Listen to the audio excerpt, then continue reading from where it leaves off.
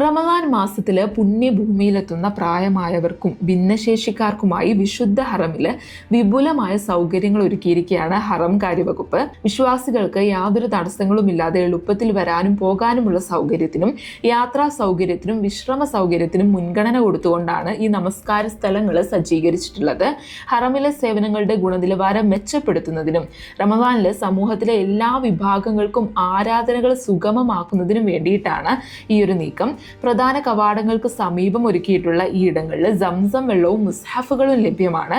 പുരുഷന്മാർക്കായിട്ട് താഴത്തെ നിലയിൽ ഗേറ്റ് 68 എതിർവശം, ഒന്നാം നിലയിൽ ഗേറ്റ് 91 എതിർവശം, അജിയാദ് പാലത്തിന് സമീപത്തെ തെക്കുമുറ്റം, കിഴക്കുമുറ്റം, ഗേറ്റ് 123 സമീപത്തെ മൂന്നാം സൗദി വികസന ഭാഗം എന്നിവിടങ്ങളിൽ പ്രത്യേക ഇടങ്ങളുണ്ട്.